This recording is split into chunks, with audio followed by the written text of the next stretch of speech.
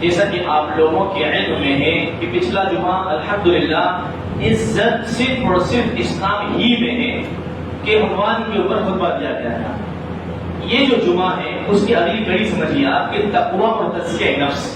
ہمارا دل تقوی سے لبریز ہوگا، اللہ کے ڈر سے لبریز ہوگا، تزکیہ نفس ہمارا دل پاک ہوگا تو جا کے اس پچھلے والے خطبے کے اوپر ہم عمل کر سکیں گے. اس خطبے کے اندر جو باتیں تھیں اس کے اوپر عمل کر سکیں گے کہ عزت صرف اسلام ہی میں ہے. اسی مناسبت سے آج کے خطبے کا عنوان ہے تقویٰ اور تزکیہ نفس. تقویٰ اللہ سبحانہ و تعالیٰ کا ڈر، اللہ سبحانہ و تعالیٰ کا خوف، اللہ سبحانہ و تعالیٰ کی عبادت اس حساب سے حق تقاتی ہے. اللہ تعالیٰ نے قرآن میں فرمایا، بڑی مشہور معروف قرآن کی آیت ہے، خطبہ مسنون میں پڑھی جاتی ہے کہ یا ایھا الذین آمنوا اتقوا اللہ حق تقاتی، کہ اے ایمان والو اللہ کا تقوی اختیار کرو. یا ایھا الذین آمنوا اتقوا اللہ، اے ایمان والو اللہ کا تقوی اختیار کرو حق تقاتی، جیسا تقوی اختیار کرنے کا جیسا اللہ تعالیٰ سے ڈرنے کا حق ہے. اب یہاں پہ آپ دیکھیں کہ ہم لوگ قرآن کی جو آیت ہے یہ والی یا ایھا الذین آمنوا اتقوا اللہ، اللہ کا تقوی اختیار کرو، جی ہم نے اللہ کا تقوی اختیار کر لیا، اللہ سے ہم لوگ ڈر رہے ہیں، اللہ سے ہم لوگ خوف کھاتے ہیں، اللہ کو سب سے بڑا ہم سمجھتے ہیں، یہاں تک 100% ہم لوگ عمل کرتے ہیں 100%. مگر حق تقاتی کا جو معاملہ ہے اس کے اوپر 100% عمل نہیں ہوتا. حق تقاتی جیسا ڈرنے کا حق ہے، آج اکثریت کا یہ عالم ہے نعوذ باللہ، جیسا میں چاہتا ہوں، جیسا مسلمان چاہتا ہے ویسا اللہ سبحانہ وتعالیٰ سے ڈر رہا ہے. آج کوئی شخص سگریٹ پی رہا ہے یا کوئی گناہ میں ملوث ہے یا شراب کا گلاس اس کے ہاتھ میں ہے، آپ اس سے پوچھیے کیا تو اللہ سے نہیں ڈرتا؟ وہ بھی کہے گا بالکل میں اللہ سے ڈرتا ہوں، اللہ سے دعا کرے اللہ تعالیٰ مجھے توفیق دے دے. مگر حق تقاتی ہی جیسا ڈرنے کا حق ہے وہ نہیں ہے اس کے اندر. اللہ تو تقوی کا یہ معاملہ ہے کہ تقوی یہ نہیں ہے کہ ہم صرف نعوذ باللہ کہہ دیں کہ ہم اللہ سے ڈرتے ہیں یا پھر ہم سب ڈرتے ہیں، مگر قرآن کی آیت کو مکمل کریے یا ایھا الذین آمنوا اتقوا اللہ حق تقاتی، جب جا کے تقوی کا پورا معنی اور پورا معاملہ آپ کے سامنے آئے گا. اس تقوی کا معیار، اس تقوی کا معاملہ آپ کی تمام تر زندگی کے پہلو پر دیکھ لیجیے. ازدواجی زندگی کا معاملہ ہو، معاشرتی زندگی کا معاملہ ہو، آپ تجارت کرتے ہیں، آپ تجارت کر رہے ہیں، آپ کی تجارت میں یقیناً اسلامی پہلو داخل ہے، اللہ اس کے رسول صلی اللہ علیہ وسلم کا انٹرفیئر ہے، مگر کیا 100% ہے؟ کہیں نہ کہیں کبھی نہ کبھی ارے تھوڑا سود ہے چل جانے دو، تھوڑا لون ہے لے لینے دو، نعوذ باللہ ایسا ہمارا حال چل رہا ہے. وہ اس بنا پہ کہ حق تقاتی ہی ہمارے ساتھ موجود نہیں ہے کہ جیسا اللہ سبحانہ و تعالیٰ سے ڈرنا چاہیے ویسا ہم لوگ نہیں ڈرتے. آگے چلیے، اللہ سبحانہ و تعالیٰ نے قرآن میں فرمایا ان اکرمکم عند اللہ اتقاکم. اس سے پہلے بھی پچھلے جمعے کو بھی قرآن کی آیتیں تھیں کہ اللہ کے نزدیک اکرام والا، عزت والا شخص وہی ہے جو تقوی کا اختیار کرتا ہے، جو متقی ہے، جو اللہ سے ڈرتا ہے.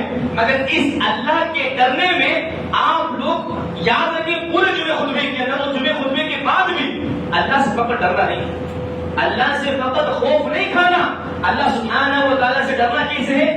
حق تقاتی، جیسا ڈرنے کا حق ہے. آج ہم ہمارے معاشرے کے اندر دیکھیں، ہم والدہ کو جیسا مقام دینا چاہیے ویسا مقام دیتے ہیں، شوہر کو جیسا مقام دینا چاہیے ویسا مقام دیتے ہیں، بیوی کو جیسا مقام دینا چاہیے ویسا مقام دیتے ہیں، والدین کو، دوست کو، احباب کو جیسا مقام دینا چاہیے ویسا مقام دیتے ہیں. مگر نہیں دیتے تو اللہ سبحانہ و تعالیٰ کو ویسا مقام نہیں دیتے جسے دینا چاہیے. اللہ اکبر. تو اسی بنا کے اوپر یا ایھا الذین آمنوا اتقوا اللہ تک تو ہمارا عمل ہوتا ہے، مگر حق تقاتی ہم سے چھوٹ جاتا ہے کہ اے ایمان والو تم اللہ سے ڈرو. ہاں ہم ڈرتے ہیں، بہترین ڈرتے ہیں، ہماری مرضی سے ہم جمعہ کو آتے ہیں، ہماری مرضی سے ہم عصر و مغرب اور عشاء میں آتے ہیں اور فجر میں آتے ہیں. حق تقاتی ہماری زندگی میں نہیں ہے کہ جیسے ڈرنے کا حق ہے ویسا ڈرو، ویسا معاملہ ہمارے اندر موجود نہیں ہے. اللہ کے رسول صلی اللہ علیہ وسلم فرماتے ہیں کہ اتق اللہ حیثما کنت، کہ تم جہاں کہیں بھی ہو اللہ سبحانہ و تعالیٰ سے ڈرو. اللہ اکبر. حکم اللہ کے رسول صلی اللہ علیہ وسلم کہہ رہے ہیں کہ اتق اللہ، اللہ سے ڈرو حیثما کنت. اب آپ دیکھیں اس حدیث کو ہم مانتے ہیں، بخوبی مانتے ہیں، اکثر و بیشتر ہے کہ ہاں شیخ یہ ترمذی کی روایت ہے، صحیح روایت ہے، بالکل محدثین نے صحیح قرار دیا ہے. مگر آپ دیکھیں جب ہم تنہائی میں ہوتے ہیں کیا ہماری تنہائی پاک ہے؟ کیا ہماری تنہائی پاک ہے؟ یہاں پر مخلوق سے ہم لوگ چھپ کر تنہائی میں گناہ کرتے ہیں، اس بنا پہ کہ مخلوق ہم کو نہ دیکھ لے، اور نعوذ باللہ ایک صفت اللہ سبحانہ و تعالیٰ کی کہ اللہ سبحانہ و تعالیٰ ہم کو دیکھ رہا ہے، ہر وقت دیکھ رہا ہے، ہر وقت سن رہا ہے، نعوذ باللہ عملاً اللہ سبحانہ و تعالیٰ کی اس صفت کا انکار کر رہے ہیں۔ جب ہم چھپ کر اکیلے میں گناہ کر رہے ہوتے ہیں، مخلوق سے تو ہم چھپ جاتے ہیں، اللہ سبحانہ و تعالیٰ سے اللہ اکبر اتق اللہ حیثما کنت۔ آگے ہے تزکیے کی طرف، تقویٰ اور تزکیہ۔ تقوی کے بعد ہمارے سامنے آگے اب آئیے تزکیہ۔ تزکیہ ہوتا کیا ہے؟ تزکیہ پاکی کو کہتے ہیں، من زکا، اس کو پاک کرنا، صاف کرنا۔ ابھی وہ حدیث آئے گی، آپ لوگوں نے دیکھا ہوگا گھر میں ہماری جو مائیں بہنیں عورتیں ہیں برتنوں کو جب دھوتی ہیں تو ایک لفظ استعمال ہوتا ہے مانجھنا، اچھے سے مانجھو اس کو، اپنے کسی علاقے میں استعمال کرتے ہیں، الحمدللہ آپ لوگ سمجھ رہے ہوں گے۔ تو دل کو مانجھنا، دل کو صاف کرنا، وہ ہوتا ہے تزکیہ۔ بالکل ایک دم اس کا زنگ جو لگا رہتا ہے، گندگی جو لگا رہتی ہے، اس کو بالکل صاف کر دینا، پوچھی سے صاف کر دینا، تو اسے کہتے ہیں تزکیہ۔ بالکل پاک اور صاف کر دینا برتن کو، دل کو پاک اور صاف کر دینا۔ اللہ سبحانہ و تعالیٰ قرآن میں فرماتا ہے ربنا وابعث فیہم رسولا منہم، کہ ہم نے ان کے اندر ایک رسول کو پہنچایا انہی میں سے، یتلو علیہم آیاتک، جو اللہ سبحانہ و تعالیٰ کی آیتوں کو تلاوت کرتا ہے، وَيُعَلِّمُهُمُ الْكِتَابَ، اور کتاب کی تعلیم دیتا ہے، وَالْحِکْمَةَ، اور حکمت کی تعلیم دیتا ہے، وَيُزَكِّيهِمْ، اور ان کو پاک کرتا ہے۔ اللہ اکبر۔ تزکیے کا معاملہ، تزکیے نفس کا معاملہ، آج ہمارا آپ ظاہر دیکھیں، بہترین آپ کو جبہ نظر آ رہا ہے، بالکل پاک صاف، کوئی گندگی نہیں، پورا پریس اور داڑھی ادھر بھی لگا ہوا ہے، میرے پاس آپ لوگ آئیں گے تو بڑی خوشبو آئے گی۔ اب میرا اندرون، میرا انسائٹ اللہ سبحانہ و تعالیٰ کو مطلوب ہے، جسے میں ظاہری اپنے آپ کو بہترین مسلمان دکھا رہا ہوں، اللہ سبحانہ و تعالیٰ کے بارے میں اللہ کے رسول صلی اللہ علیہ وسلم فرماتے ہیں کہ ان اللہ لا ينظر الى صورکم، اللہ سبحانہ و تعالیٰ تمہارے چہروں کو نہیں دیکھتا، اللہ سبحانہ و تعالیٰ تمہارے چہرے کو نہیں دیکھتا، ولکن ينظر الى قلوبکم، مگر اللہ سبحانہ و تعالیٰ تمہارے دلوں کو دیکھتا ہے۔ اللہ اکبر۔ ہمارا میرا دل کیسا ہے، میں کس نیت کے ساتھ، کس ارادے کے ساتھ یہاں پہ کھڑا ہوں؟ آپ لوگوں کے سامنے تو میں نعوذ باللہ اگر واہی کا میرا معاملہ ہو تو میں لوٹ سکتا ہوں، مگر دل میں اصل چیز کیا ہے؟ دل میں اصل چیز کیا ہے؟ واقعی میں اخلاص اور للہیت کے لیے میں کھڑا ہوں یا نہیں کھڑا ہوں، یہ اللہ سبحانہ تعالیٰ جانتا ہے، اور میں جانتا میرے اندر کتنی مکاری یا برائی یا اچھائی کے ساتھ میں موجود ہے، فقط میں جانتا ہوں، وہ سب سے بہتر اللہ سبحانہ تعالیٰ جاننے والا ہے۔ تو یہ ہوتا ہے تزکیہ، دل کا صاف ہونا، قلب سلیم، بالکل سلامت والا، قرآن اور حدیث سے لبریز دل۔ آج ہمارے دل کالے ہو چکے، ہمارے دل صاف نہیں، اسی بنا کے اوپر ہم بڑی بڑی بیماریوں کے اندر ملوث ہو گئے، وہ بیماریوں کا تذکرہ بھی انشاءاللہ اللہ نے چاہا تو وقت رہتے آئے گا۔ آگے چلیے، اللہ تعالیٰ نے ایک جگہ اور فرمایا لَقَدْ مَنَّ اللَّهُ عَلَى الْمُؤْمِنِينَ، کہ اللہ سبحانہ و تعالیٰ کا یہ احسان رہا مومنین کے اوپر، اللہ نے احسان کیا۔ اور یاد رکھیں احسان ہر کوئی کر سکتا ہے، خالق بھی مخلوق بھی، جتا صرف خالق سکتا ہے، جتانا اللہ کا کام ہے، آپ اور ہمارا نہیں۔ انشاءاللہ اس کے اوپر پھر بات کی جائے گی کہ احسان آپ ہم بھی کر سکتے ہیں، مگر جتانا بڑا گناہ ہے، جتانا صرف اللہ سبحانہ وتعالیٰ کا کام ہے۔ تو اللہ تعالیٰ فرماتا ہے لَقَدْ مَنَّ اللَّهُ عَلَى الْمُؤْمِنِينَ، کہ اللہ کا احسان رہا مومنین کے اوپر، اِذْ بَعَثَ فِيهِمْ رَسُولًا مِنْ أَنفُسِهِمْ يَتْلُو عَلَيْهِمْ آيَاتِهِ وَيُزَكِّيهِمْ، کہ رسول کو بھیجا جو کہ آیتوں کو سناتا ہے اور حکمت کو سکھاتا ہے اور تزکیہ کرتا ہے، پاک کرتا ہے۔ تو اللہ سبحانہ و تعالیٰ نے محمد صلی اللہ علیہ وسلم کے ذریعے فقط ظاہری پاکی صفائی کا معاملہ اختیار نہیں کروایا، ظاہری پاکی اور صفائی تو ہم لوگ کو کرنا ہی چاہیے، اللہ کے رسول صلی اللہ علیہ وسلم نے وہ تو ہمیں سکھایا ہے، مگر ہم ظاہری پاکی اور صفائی کے ساتھ ساتھ اندرونی جو ہماری پاکی صفائی ہوتی ہے اس کو ہم بھول جاتے ہیں۔ اصل پاکی اور صفائی کا معاملہ، اصل گندگی نکالنے کا معاملہ اندرون ہونا چاہیے، انسائڈ کا ہونا چاہیے۔ تو یہ اللہ کے رسول صلی اللہ علیہ وسلم کی خاص صفت تھی، خاص عمل تھا کہ اللہ کے رسول صلی اللہ علیہ وسلم قرآن اور احادیث کے ذریعے اندر سے پاک کرتے ہیں۔ اندر سے مومن، اندر سے مسلمان، اندر سے متقی بناتے تھے. آپ اندر سے متقی اور پرہیزگار بن گئے تو آپ کو پریشانی نہیں آئے گی دین اسلام کے اوپر عمل کرنے کی. اگر آپ اندر سے مومن اور متقی پرہیزگار بن گئے تو اللہ سبحانہ و تعالیٰ بڑی سے بڑی آزمائش میں آپ کو ثابت قدم رکھے گا اور آپ ثابت قدم رہیں گے. اصل کیا ہے؟ وَلَكِنْ يَنْظُرُ إِلَىٰ قُلُوبِكُمْ. اللہ سبحانہ و تعالیٰ دلوں کو دیکھتا ہے، اور اگر ہمارے دلوں کے اندر یا ہمارے نفس کے اندر، ہمارے ظاہر کے اندر دنیا کے دکھانے کا معاملہ ہے تو ظاہر بات ہے کہ میں ظاہری اعتبار سے اپنے آپ کو پاک و صاف کروں گا. ظاہری اعتبار جب محفل میں رہوں گا بڑے قرآن حدیث کی بات کروں گا، جب محفل میں رہوں گا، جب بھیڑ بھاڑ میں رہوں گا تو بڑے اسلام کے مچلنے کی بات کروں گا. مگر جہاں تنہائی میں جاؤں گا وہاں پر میں اسلام کی مخالفت کروں گا. کیوں؟ کیونکہ میں دل لوگوں کو نہیں دکھا سکتا، ظاہر دکھا سکتا ہوں. میرے نزدیک مطلوب مخلوق ہے، خالق نہیں، تو میں اپنے آپ کو اندر سے کبھی بھی صاف نہیں کروں گا. خالق دیکھ رہا ہے، ٹھیک ہے، اسے کوئی مطلب نہیں، مجھے نعوذ باللہ مجھے مخلوق سے مطلب ہے تو میں مخلوق کے سامنے سجنے سورنے کا کام کروں گا، مگر اندر سے میرے دل کا جو میک اپ مجھے کرنا ہے وہ میں نہیں کروں گا. آگے چلیے، تزکیہ نفس کی اہمیت. اس سے پہلے یہ بات کو سمجھ لیجیے کہ ہمارے دل کے اندر اگر تقوی کا معاملہ رہا تو ہی جا کے، اگر ہمارے دل میں اللہ کے ڈر کا معاملہ رہا تو ہی جا کے ہم ہمارے دل کو صاف کر سکتے ہیں، ورنہ ہم صاف نہیں کر سکتے. اللہ سے دعا ہے کہ اللہ سبحانہ و تعالیٰ ہم لوگوں کو ہمارے دلوں کو صاف کرنے کی توفیق دے. آمین رب العالمین. تقوی دل کا عمل ہے، دل کی صفائی کا نام ہے. اللہ سبحانہ و تعالیٰ سے ڈرنے کا معاملہ ہے. اللہ سے دعا ہے کہ اللہ سبحانہ و تعالیٰ حق تقویٰ تک ہم لوگوں کو پہنچنے کی توفیق دے. ہم لوگ یا ایھا الذین آمنوا اتقوا اللہ، کہ اے ایمان والو اللہ سے ڈرو، یہاں تک تو پہنچے ہوئے ہیں مگر حق تقویٰ تک ہم لوگ نہیں پہنچے ہوئے. اللہ سے دعا ہے کہ اللہ سبحانہ و تعالیٰ ہم لوگوں کو کہنے کی بھی توفیق دے اور عمل کی بھی توفیق دے. آمین رب العالمین.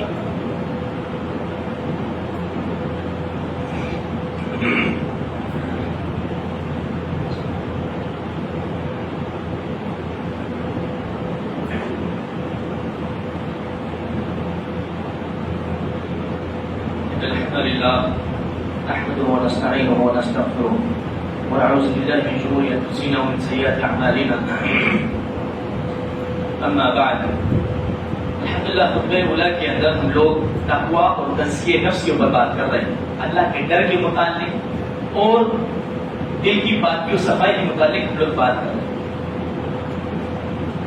اللہ سے دعا ہے کہ اللہ سبحانہ و تعالیٰ ہم لوگوں کو عمل کی توفیق دے.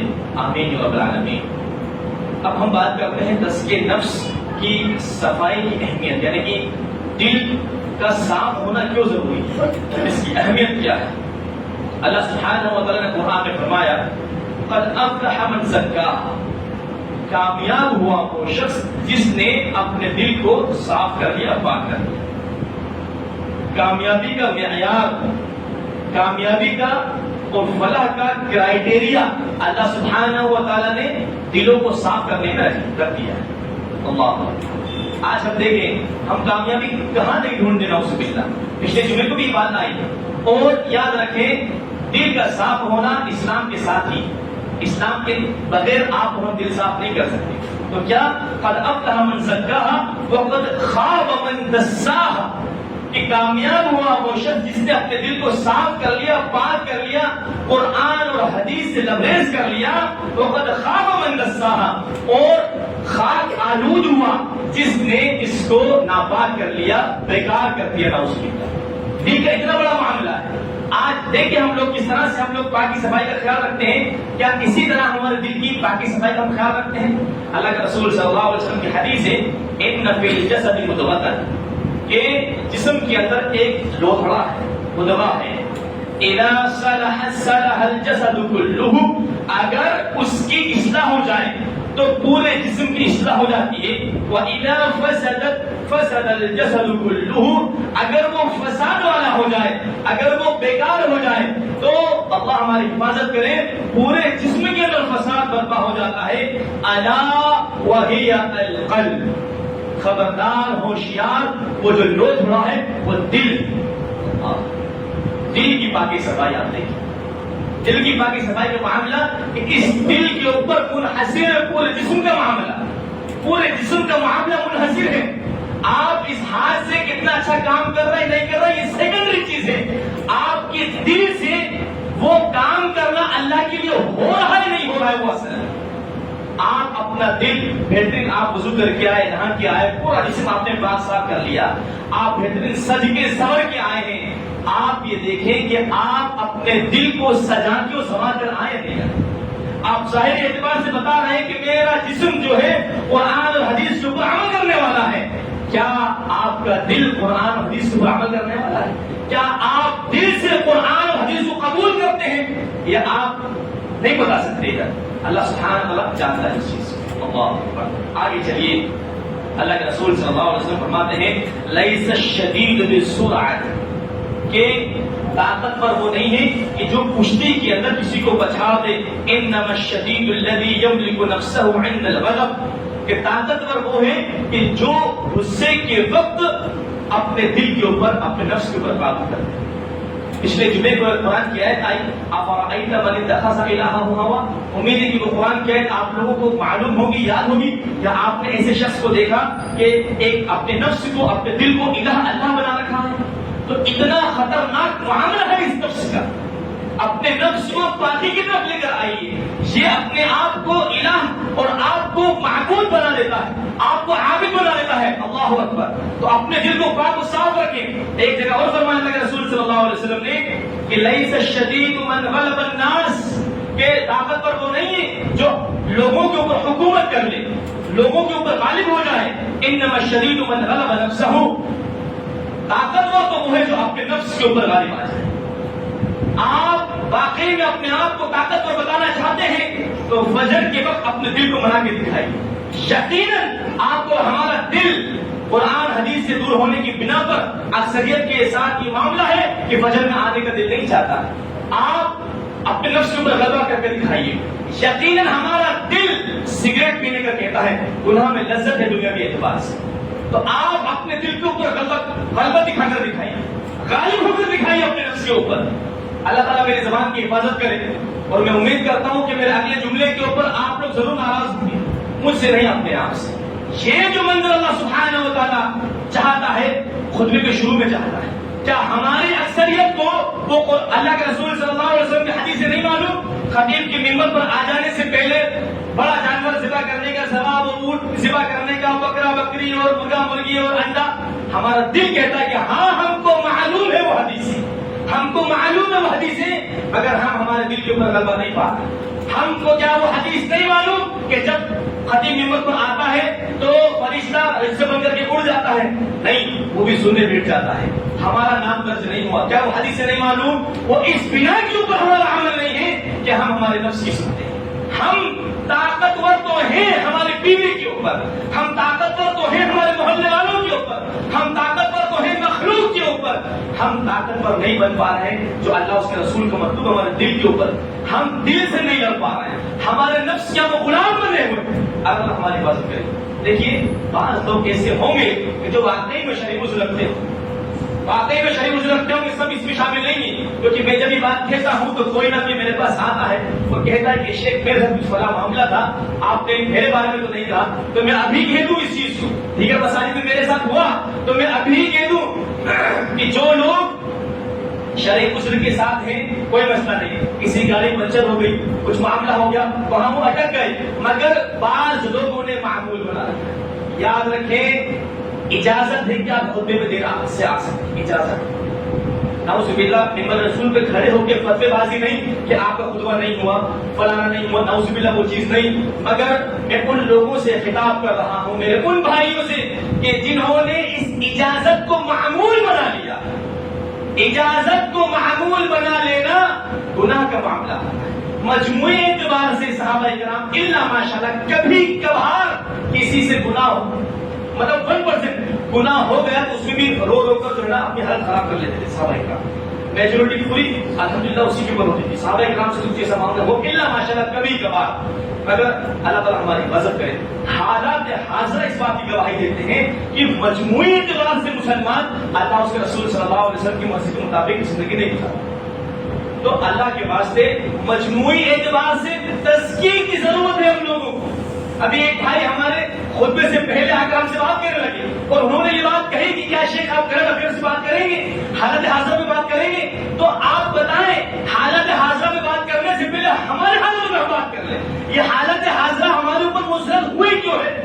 اسی بنا کے اوپر کہ ہم میجورٹی کے ساتھ مجموعی اعتبار سے ہم اللہ اس کے رسول صلی اللہ علیہ وسلم سے دور ہیں. آپ دیکھیں کہ ہم میجورٹی کے ساتھ کہاں جاتے ہیں؟ تزکیہ نفس کی بات چل رہی ہے، اسی کے اوپر بات چل رہی ہے. آپ لوگ ایسا نہ سمجھیں کہ اپنی ادھر سے ادھر چلے گئے. ہمارا دل ایسا ہے کہ ہم مجموعی اعتبار سے کہیں اور جانا ہوتا ہے تو ہم جاتے ہیں، کہیں اور جانا ہوتا تو پورا لشکر جا رہے ہیں، پورا گھر والے ایک ساتھ جاتے ہیں. مگر اللہ اس کے رسول صلی اللہ علیہ وسلم کی مرضی کے مطابق آنا ہے تو ایک آ رہا ہے، دو آ رہا ہے، تین آ رہا ہے، مگر مطلوب یہاں پر ہے. تو پھر اللہ کی مدد بھی ایسی ٹکڑ میں آتی ہے. آپ یہ جو منظر ہے، ابھی کچھ دیر میں اسٹوڈیو پر بھی لوگ آ سکتے ہیں، ممکن ہے پچھلے دنوں کو بھی ایسا رہا. تو یہ جو منظر ہے اللہ سبحانہ و تعالیٰ کو شروع مطلوب ہے. اور یاد رکھیں یہ منظر ہم اسی وقت لا سکتے ہیں کہ جب ہمارا دل تقوی سے بھرا ہوا ہو اور ہمارا دل تزکیہ کیا ہوا ہو، منجھا ہوا ہو، پاک و صاف ہو، جبھی ہم یہ کر سکتے ہیں، ورنہ نہیں کر سکتے. اللہ سے دعا کہ اللہ تعالیٰ ہم لوگوں کو عمل کی توفیق دے. آمین. آگے چلیے. اللہ کے رسول صلی اللہ علیہ وسلم فرماتے ہیں انما المؤمن اذا اذنب كانت نقطة سوداء في قلبه. بڑی اہم حدیث ہے. اللہ کے رسول صلی اللہ علیہ وسلم فرماتے ہیں کہ جب کوئی مومن، آپ دیکھیں کہ مومن کے بارے میں بات چل رہی ہے، گناہ کرتا ہے یا اس سے گناہ ہو جاتا ہے تو دل کے اوپر ایک ڈاٹ کالا نقطہ پڑ جاتا ہے، دل کے اوپر کالا نقطہ پڑ جاتا ہے. اب تمام تر لوگ، کوئی خاص نہیں، تمام تر لوگ اس بات کو دیکھیں کہ ہمارا دل کا عالم کیا ہے. یوں سمجھیے کہ دل کا ریپرزنٹیشن چل رہا ہے. پروجیکٹر آپ کے ذہن میں لے کر آئیے، دل ہے آپ کا اور ہمارا، کہ جب کوئی مومن گناہ کرتا ہے تو نقطۃ سوداء فی قلبہ، ایک نقطہ، ایک ڈاٹ چھوٹا سا، بالکل پن پوائنٹ، آپ جو پین رہتا ہے وہ بھی نہیں، اپنا جو آئی پن رہتا ہے والا ڈاٹ لگائیے اپنے دل کے اوپر، اپنے دل کے اوپر والا ڈاٹ لگائیے. ایک کالا دل پڑ جاتا ہے، کالا نقطہ پڑ جاتا ہے.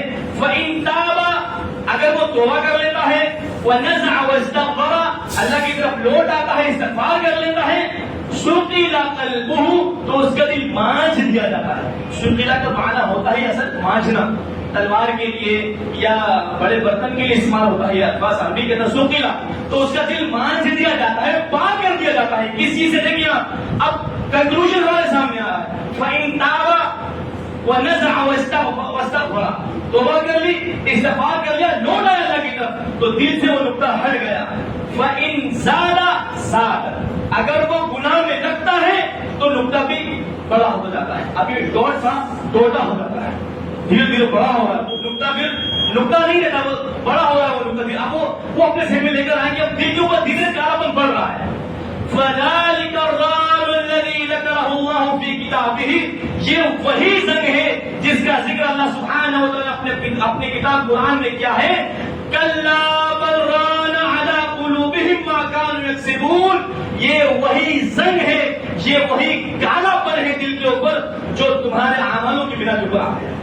اللہ اکبر. ہم لوگ زندہ ہیں، ہم لوگ ابھی زندہ ہیں.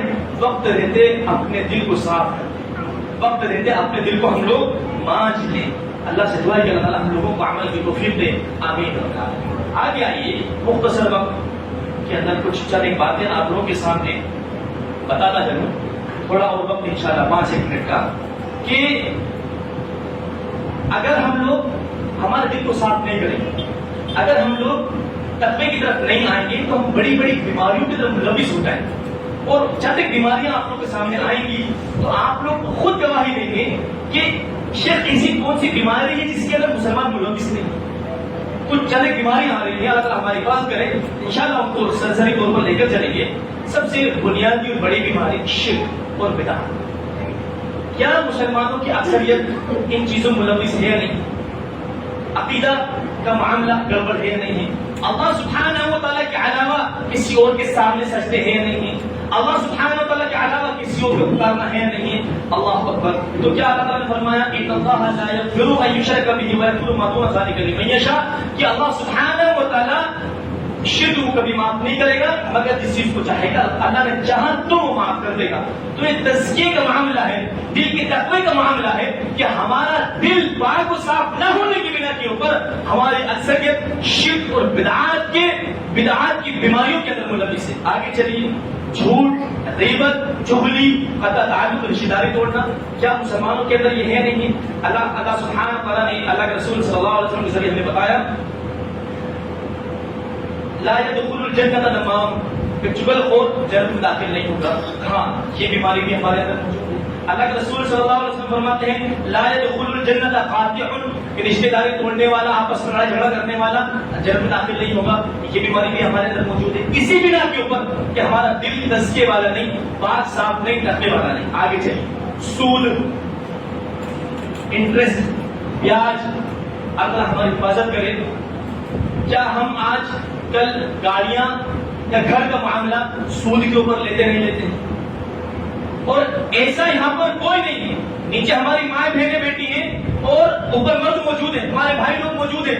کوئی ایسا نہیں ہے جو سود کی قباحت کو نہیں جانتا. مگر آج مسلمان سود کے اوپر لین دین کر رہا ہے، مگر آج مسلمان سود پہ ادھار دے رہا ہے، قرض دے رہا ہے. نعوذ باللہ. اللہ اکبر. حالانکہ ہم کو یہ بات معلوم ہے سود کا سب سے کم درجہ کیا ہے؟ اپنی سگی ماں کے ساتھ زنا کرنا. سود کا معاملہ آپ دیکھیں، سگی ماں کے ساتھ زنا کرنا سود والا معاملہ ہے، سود کا سب سے کم درجہ ہے. یہ حدیث ہم کو معلوم ہے. اس کے باوجود وہ اسی بنا پہ کہ ہمارے اندر تقویٰ اور تزکیہ نفس کا معاملہ نہیں، ہمارا دل صاف نہیں ہے. اس بنا پہ دین اسلام کے جو بھی شعار ہیں نعوذ باللہ ہم نے ہماری مرضی سے عمل کر کر ان کا مذاق بنا رکھا ہے. اللہ ہماری حفاظت کرے. آمین یا رب العالمین. آگے چلیے. زنا کا معاملہ، اگر آپ کا دل پاک و صاف نہ رہا، تقوی سے لبریز نہیں رہا، تو زنا کے اندر ہم لوگ ملوث ہو جائیں گے. ایک حدیث آپ دیکھیں، صحیح مسلم کی روایت ہے، وہ سود اور زنا دونوں کے لیے ہے. اللہ کے رسول صلی اللہ علیہ وسلم فرماتے ہیں اذا ظہر الزنا والربا، جہاں پر فی قریۃ، کسی قریے کے اندر، کسی بستی کے اندر، کسی جگہ کے اندر زنا اور سود ظاہر ہو جائیں، زنا اور سود عام ہو جائیں. حالت حاضرہ آپ دیکھیں، یوں سمجھیے کہ حالت حاضرہ کے اوپر، کرنٹ افیئرز کے اوپر اللہ کے رسول صلی اللہ علیہ وسلم فرما رہے ہیں آپ کو ہمارے کہ اذا ظہر الزنا والربا فی قریۃ، کسی بستی کے اندر زنا اور سود حلال ہو جائیں، ظاہر ہو جائیں، فقد احلوا بانفسهم عذاب اللہ، تو وہاں کے لوگوں نے اللہ کے عذاب کو اپنے اوپر حلال کر دیا. اللہ یاد رکھیں، اللہ کا عذاب پتھروں کی بارش ہونا فقط یہی نہیں ہے، آگ کی بارش ہو رہی فقط یہ نہیں ہے، ظالم اور جابر بادشاہ آپ کے اوپر ہمارے اوپر مسلط ہو جائے، آپس میں اتحاد اتحاد ختم ہو جائے، یہ تمام تر چیزیں اللہ کے عذاب میں سے. اللہ اکبر. تو کیا ہے کہ زنا اور سود، پھر ہم سوال کریں تو جواب یہ ملے گا بالکل شیخ زنا کے اندر مسلمان ملوث. یہ کرنٹ افیئرس ہے، یہ حالت حاضرہ ہے ہمارے. اس بنا کے اوپر اللہ کے عذاب کو ہم لوگ دعوت دے رہے ہیں. اللہ سے دعا ہے کہ اللہ سبحانہ و تعالیٰ ہم لوگوں کو جو ہے عمل کی توفیق دے. آمین یا رب العالمین. مزید باتیں تھیں، اللہ سے دعا ہے کہ پھر کبھی کسی موقع کے اوپر آخر میں ایک بات آپ لوگوں کے سامنے بیان کر کے خطبے کو آخر کی طرف نکل رہے ہیں. اللہ کے رسول صلی اللہ علیہ وسلم فرماتے ہیں ان شر الناس ذو الوجہین، کہ لوگوں میں سب سے بدترین لوگ دو چہرے والے لوگ، الذی یأتی ہؤلاء بوجہ وہؤلاء بوجہ، آپ کے سامنے آتا ہے تو کچھ اور، ان کے سامنے آتا ہے تو کچھ اور. یعنی کہ منافقت کا معاملہ، مخبری کا معاملہ کیا مسلمانوں کے اندر یہ عام نہیں ہے؟ ان شر الناس، بدترین لوگ قرار دیا اللہ سبحانہ وتعالی اللہ کے رسول صلی اللہ علیہ وسلم کے ذریعے. اللہ اکبر. کیا مسلمانوں کے اندر یہ چیز موجود نہیں ہے؟ کوئی ایسی بیماری اٹھائی آپ کی جو مسلمان موجود نہ. اللہ سے دعا ہے کہ اللہ سبحانہ و تعالیٰ اس کی بنیاد تقویٰ و تزکیہ نفس. تقویٰ نہیں ہے تو دل صاف نہیں ہے، دل صاف نہیں ہے تو بیماریوں کے ہم لوگ ملوث. اللہ سے دعا ہے کہ اللہ سبحانہ و تعالیٰ ہم لوگوں کو عمل کی توفیق دے، ہمارا دل صاف کرنے کی توفیق دے. آمین رب العالمین. یا اللہ سبحانہ و تعالیٰ جیسا ظاہر ہم اپنے آپ کو بتاتے ہیں ویسا ہمارا باطن بھی پاک کر دے. آمین یا رب العالمین. اور اللہ سبحانہ و تعالیٰ یہ جو منظر ہے آخر کے اندر ہو رہا ہے، اس کو شروع میں ہم لوگ کو برپا کرنے والا بنا دے. آمین یا رب العالمین. یا اللہ سبحانہ و تعالیٰ ہم لوگوں کو ریاکاری اور تکبر اور غرور اور گھمنڈ سے بچا. آمین یا رب العالمین. یا اللہ سبحانہ و تعالیٰ دین اسلام کے اوپر، دین اسلام کے شعار کے اوپر ہماری مرضی کے مطابق نہیں، تیری مرضی کے مطابق عمل کرنے کی ہم لوگ کو توفیق دے. آمین یا رب العالمین.